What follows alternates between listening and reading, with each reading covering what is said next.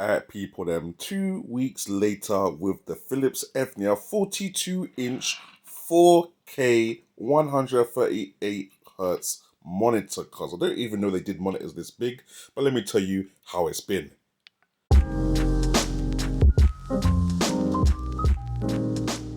Alright, so first off, the cables and accessories in the box. You got the little remote control kind of thing, display port cable, USB up cable, power port plug or USB-C cable. Now, whilst man has got the monitor face down, arse up, let me just go through all the ports they got on the back. Starting left to right, we got USB, then we got USB power, got another USB power, a whole USB hub situation going on there, 3.5mm audio out, USB-C connectivity, display port, HDMI and HDMI 2.1. You done know the vibes, and not really much else going on the back of the monitor apart from this little multi-function button. Now obviously, because this is such a big monitor, in order to get the stand fastened to the back of the monitor itself, you've actually got to screw it in. So that's what man's going to do right here. There we go. Now guys, remember, yeah, this is a monitor and not a TV. Look how big it is.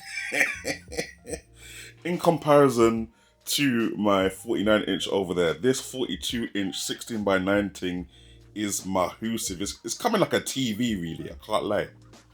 Now, just to show you the maneuverability or adjustability of this monitor real quick, obviously you got the left thing, you got the right thing, you got the tilt up and down kind of thing, and of course you got the slide up and down as well, but obviously you got no rotation, and it would be mad to have a 42-inch monitor in a portrait orientation in the first place anyway.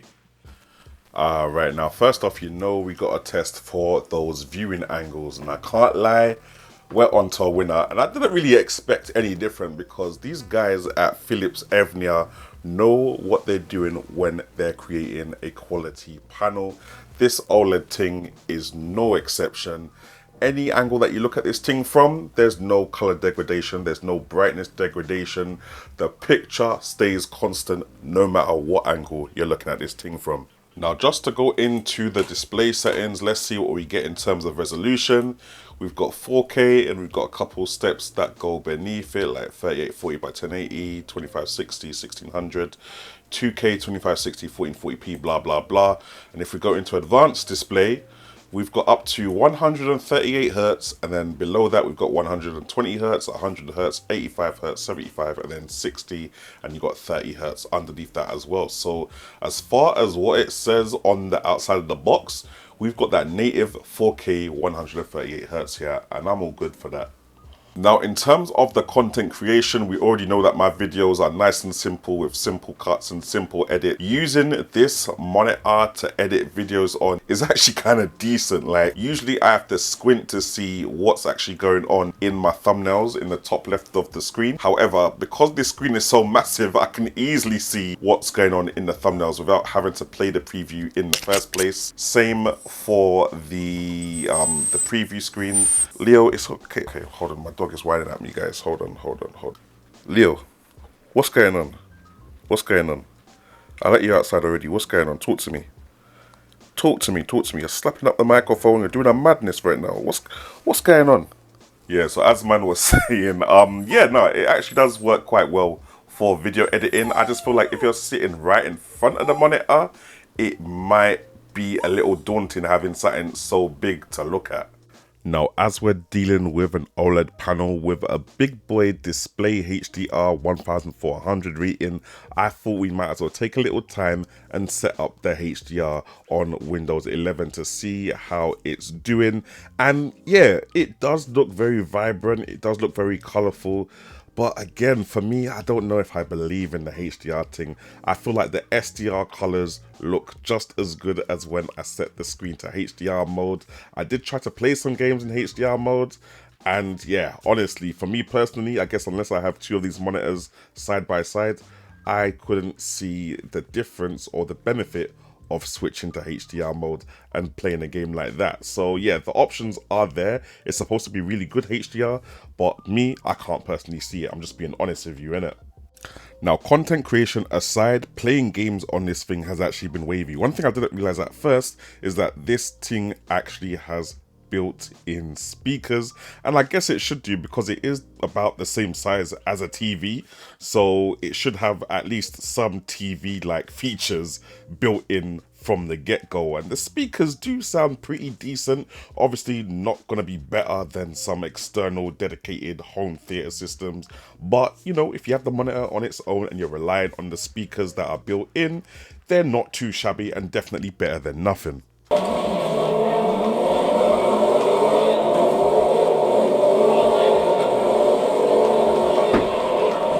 Now, Ratchet and Clank also looked really good, especially at 4K 120. And that just reminds me, if you've got a PlayStation 5, if you've got an Xbox and you've got some games that the Xbox and PlayStation 5 can push at 4K 120 Hz, then this is definitely the monitor for you. This is going to give you that big screen, high resolution, high frame rate gameplay that you can get via the HDMI 2.1 slots on the PS5 and Xbox Series X, fam. And especially if you're on PC, you know you're gonna get that full 4K 138 Hz refresh rate.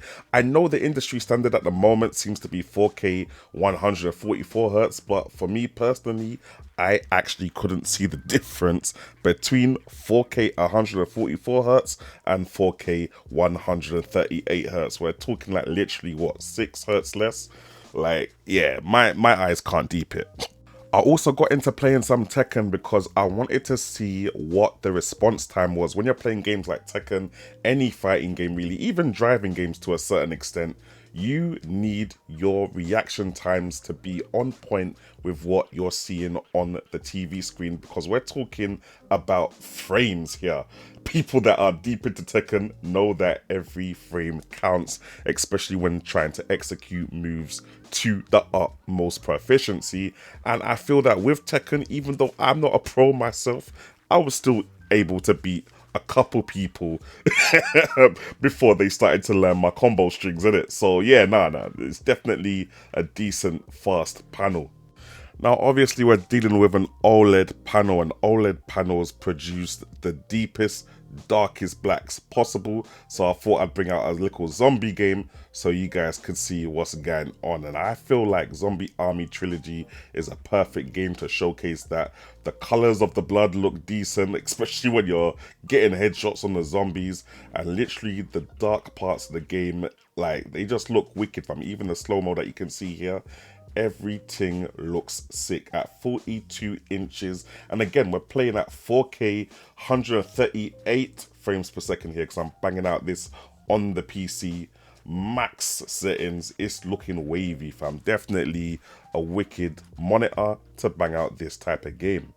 Now, in terms of issues over the past 2 weeks, I know 2 weeks is a short amount of time. I haven't really had any problems.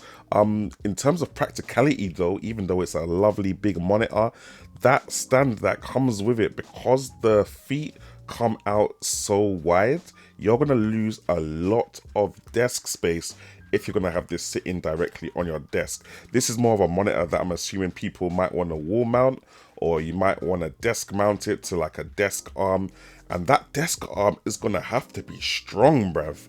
Like, this is a big monitor. Do you get me? You can't be going to Argos and getting any regular monitor arm. This is gonna need something beefy to mount it on. So it's probably gonna have to be a specialist arm, just like the arm I've got for my 49-inch Samsung CRG9. And that monitor arm alone was £200 from the guys at Ergotron. And I'm assuming you're going to be looking at something similar for this 42-inch OLED from the guys at Philips Evnia. So just bear that in mind. Apart from that, I didn't really have any issues whatsoever. I do work with a lot of static images on screen, and even though it is an OLED panel, I didn't notice any screen burning over the short 2-week periods that I was using it for. So as far as I'm concerned, over the space of 2 weeks, there's been pretty much no issues with this thing whatsoever. But anyway, I want to hear what you guys think. Would you personally go for a 42-inch 4K 138 hertz gaming monitor. Like, where are you gonna put that on your desk? And at 42 inch, why not just go for a TV in the first place with a good refresh rate? I know TV refresh rates usually only go up to 120 maximum.